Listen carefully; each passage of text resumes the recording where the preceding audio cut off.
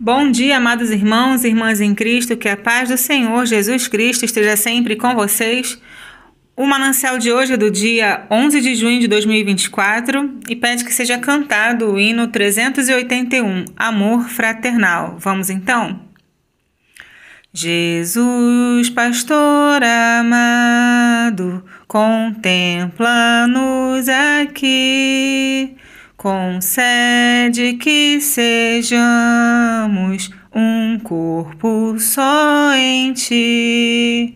Contendas e malícias que longe de nós vão, nenhum desgosto impeça a nossa comunhão.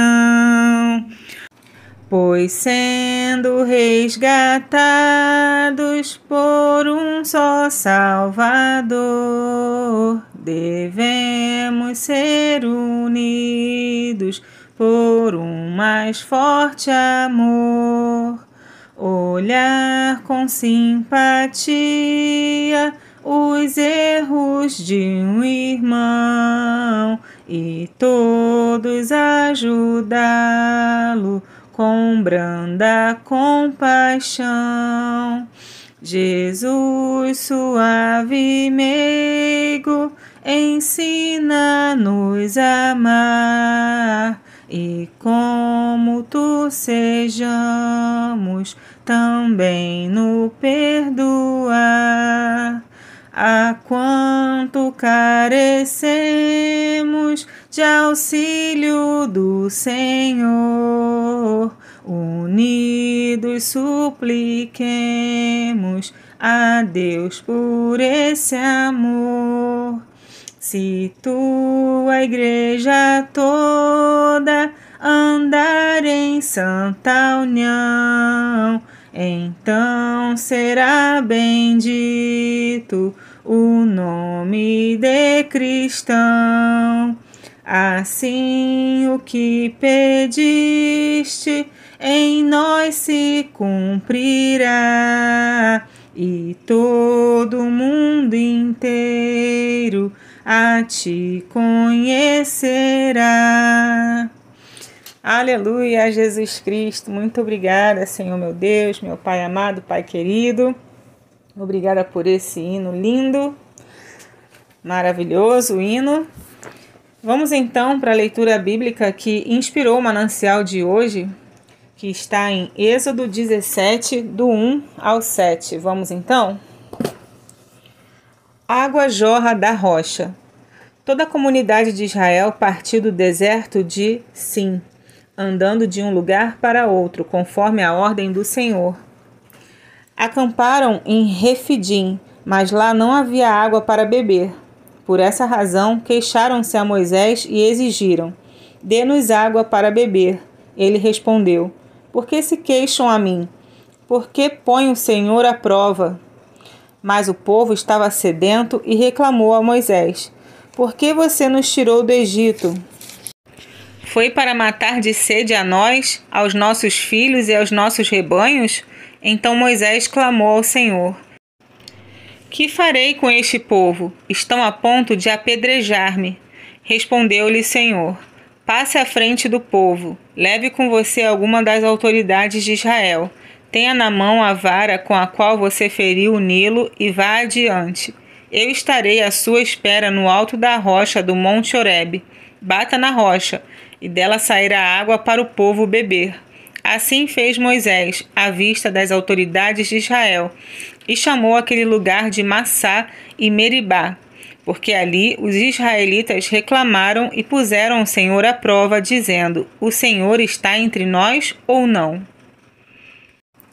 E o manancial de hoje foi escrito pela autora Peg Fonseca, com o título Colocando o Pecado no Mapa. E chamou o nome daquele lugar Massá e Meribá, por causa da discussão dos filhos de Israel e porque tentaram o Senhor, dizendo: está o Senhor no meio de nós ou não? No dia 1º de janeiro de 1502, a expedição de Pedro Álvares Cabral chegou ao lugar onde hoje se encontra a cidade do Rio de Janeiro. Ao ver a baía, eles pensaram que era um rio, imaginando que tinham descoberto um rio no mês de janeiro. Decidiram chamar o local de Rio de Janeiro. É comum na Bíblia dar nomes a certos lugares para lembrar o que aconteceu no local. Por exemplo, em Gênesis 28, o lugar do sonho de Jacó é Betel, casa de Deus. E em Números 11, versículo 3, o local onde os rebeldes foram consumidos é chamado Taberá, que significa queima. Na história de Êxodo 17, mais um lugar recebe um nome simbólico, como Meribá, que significa contenda. Para sempre este local no mapa seria uma lembrança do pecado do povo que escolheu brigar com Deus. Eles rejeitaram o líder escolhido pelo Senhor, reclamaram sem parar da situação, duvidaram da presença de Deus em seu meio e quiseram mandar nele, dizendo a Moisés: "Dê-nos água para beber", versículo 2. Nós sacudimos a cabeça em sinal de negação, achando incrível que o povo era tão cego para a atuação de Deus, tão teimoso em não crer na providência dele, tão resistente a se submeter à sua liderança. Mas será que somos diferentes? Nunca resistimos à vontade de Deus? Nunca duvidamos do poder dele? Nunca declaramos o que Deus tem que fazer? Seria interessante traçar uma linha de tempo e marcar certas datas quando estávamos na mesma situação em que o povo de Meribá se encontrava. Meribá não existe mais como uma cidade, mas existe entre o povo de Deus quando há briga, reclamação e coração endurecido. Amém, aleluia, obrigada por esse manancial tão interessante, tão verdadeiro, né? Dizendo que há contenda entre o povo de Deus. E como há, né? Como há, infelizmente há muitas contendas entre o povo de Deus. E nós vemos aí, né? São tantas denominações e as pessoas brigam por denominações de igrejas, né? E, enfim, por muitas coisas. Você não tem o direito de falar de Jesus, não. Jesus mandou nós falarmos o ID, né? Fazermos o ID e falar, sim, da palavra do Senhor, o que nós entendemos, o que nós aprendemos, o pouquinho que nós aprendemos, nós temos que repassar, não é para guardar para si, né? E nós percebemos as contendas por coisas bobas, né? E se a gente tem sabedoria, se a gente está atento ao que o Senhor manda, a gente não alimenta essas contendas, não. A gente ora, entrega tudo para Deus. Deus, eu errei, talvez sim, talvez não, mas o Senhor que sabe todas as coisas. Eu errei, me perdoa, Deus. O irmão errou, perdoa o irmão, Senhor Deus. Né? Entrega tudo para o Senhor, né? Mas que existe muita contenda entre o povo de Deus, infelizmente há, sim. Né? O nosso foco precisa ser Jesus Cristo a todo momento, porque se você olhar para o ser humano, você vai desanimar, você vai se irritar, você vai criar contendas ou então entrar no meio de contendas. Se você olhar para o irmão que nada tem a ver contigo, né? Você que não pensa igual a você, apesar de dizer que serve o mesmo Senhor, né? Vai haver contenda, vai haver brigas, vai haver discussões, né? É uma coisa muito triste, é uma coisa muito chata, porque o Senhor Jesus, ele está no meio de nós, né? Mas creio que quando há muita contenda, muita briga, o Senhor Jesus se afasta, né? Porque acaba afastando também certos fiéis que foram em busca do Senhor Jesus, do amor dele. E gostaria de ver o amor de Jesus nas pessoas também que frequentam a casa dele, né? Em todas as pessoas, né? E é isso, né? Que o amor de Jesus possa ser prioridade nas nossas vidas, como sempre falo, e que o amor de Jesus possa transparecer em você, né? E que você possa transparecer esse amor de Jesus para as outras pessoas, né? Porque se ficar focando nos problemas, não, nas pessoas, não vai dar certo, né? Você logo vai desanimar e vai sair, né? Resumindo, foque em Jesus e seja luz para outras pessoas. Amém?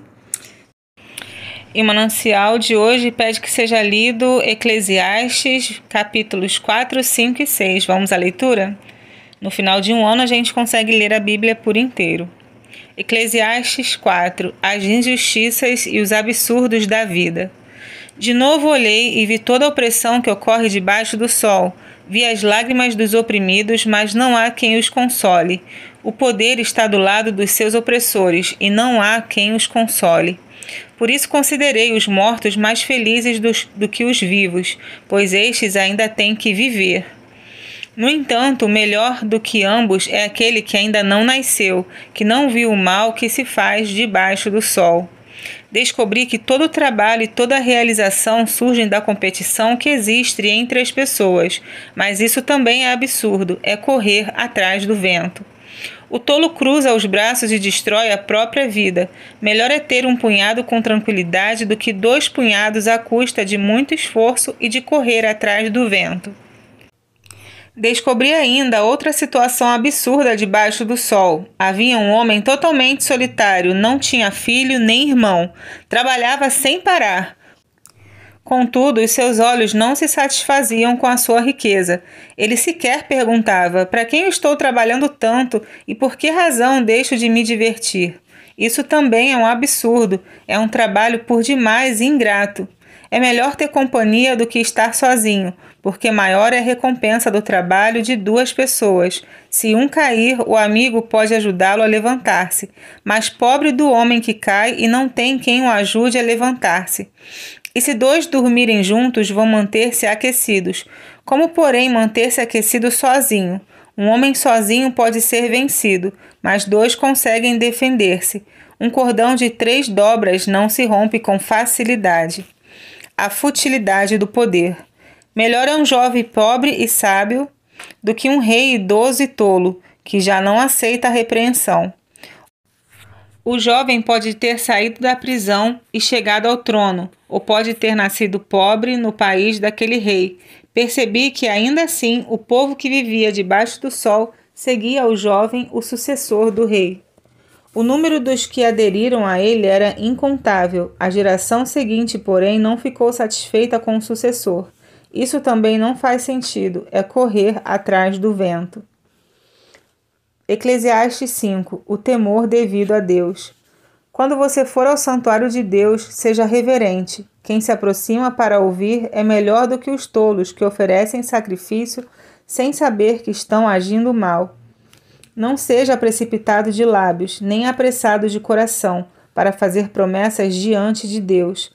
Deus está nos céus e você está na terra, por isso fale pouco. Das muitas ocupações brotam sonhos, do muito falar nasce a prosa vã do tolo. Quando você fizer um voto, cumpra-o sem demora, pois os tolos desagradam a Deus. Cumpra o seu voto. É melhor não fazer voto do que fazer e não cumprir.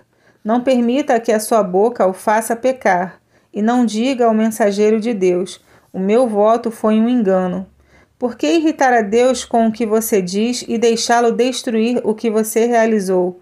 Em meio a tantos sonhos absurdos e conversas inúteis, tenha temor de Deus. As riquezas não dão sentido à vida.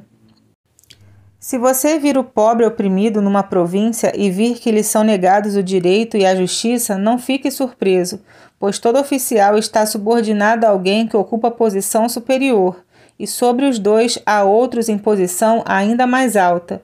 Mesmo assim, é vantagem à nação ter um rei que a governe e que se interesse pela agricultura. Quem ama o dinheiro jamais terá o suficiente. Quem ama as riquezas jamais ficará satisfeito com os seus rendimentos. Isso também não faz sentido. Quando aumentam os bens, também aumentam os que os consomem. E que benefício trazem os bens a quem os possui, se não dar um pouco de alegria aos seus olhos? O sono do trabalhador é ameno, quer coma pouco, quer coma muito, mas a fartura de um homem rico não lhe dá tranquilidade para dormir. Há um mal terrível que vi debaixo do sol, riquezas acumuladas para a infelicidade do seu possuidor. Se as riquezas dele se perdem no mau negócio, nada ficará para o filho que lhe nascer. O homem sai nu do ventre de sua mãe, e como vem, assim vai. De todo o trabalho em que se esforçou, nada levará consigo. Há também outro mal terrível: como o homem vem, assim ele vai, e o que obtém de todo o seu esforço em busca do vento? Passa toda a sua vida nas trevas, com grande frustração, doença e amargura. Assim descobri que para o homem o melhor e o que mais vale a pena é comer, beber e desfrutar o resultado de todo o esforço que se faz debaixo do sol durante os poucos dias de vida que Deus lhe dá, pois essa é a sua recompensa. E quando Deus concede riquezas e bens a alguém e o capacita a desfrutá-los, a aceitar a sua sorte e a ser feliz em seu trabalho, isso é um presente de Deus. Raramente essa pessoa fica pensando na brevidade de sua vida, porque Deus o mantém ocupado com a alegria do coração. Provérbios 6. Vi ainda outro mal debaixo do sol, que pesa bastante sobre a humanidade. Deus dá riquezas, bens e honra ao homem, de modo que não lhe falta nada que os seus olhos desejam. Mas Deus não lhe permite desfrutar tais coisas, e outro as desfruta em seu lugar. Isso não faz sentido, é um mal terrível. Um homem pode ter 100 filhos e viver muitos anos. No entanto, se não desfrutar as coisas boas da vida, digo que uma criança que nasce morta e nem ao menos recebe um enterro digno tem melhor sorte que ele. Ela nasce em vão e parte em trevas, e nas trevas o seu nome fica escondido. Embora jamais tenha visto o sol ou conhecido qualquer coisa, ela tem mais descanso do que tal homem. Pois de que lhe valeria viver 2000 anos sem desfrutar a sua prosperidade? Afinal, não vão todos para o mesmo lugar? Todo esforço do homem é feito para a sua boca, contudo, o seu apetite jamais se satisfaz. Que vantagem tem um sábio em relação ao tolo? Que vantagem tem um pobre em saber como se portar diante dos outros? É melhor contentar-se com o que os olhos veem do que sonhar com o que se deseja. Isso também não faz sentido, é correr atrás do vento. Tudo que existe já recebeu nome e já se sabe o que o homem é. Não se pode lutar contra alguém mais forte. Quanto mais palavras, mais tolices e sem nenhum proveito. Na verdade, quem sabe o que é bom para o homem nos poucos dias de sua vida vazia em que ele passa como uma sombra? Quem poderá contar-lhe o que acontecerá debaixo do sol depois que ele partir? E esse foi mais um manancial do dia 11 de junho de 2024. Que o Senhor esteja sempre com todos vocês, os iluminando, os ajudando sempre em tudo. Fiquem todos na paz do Senhor Jesus Cristo, a paz que excede todo entendimento. E tenham todos um bom dia.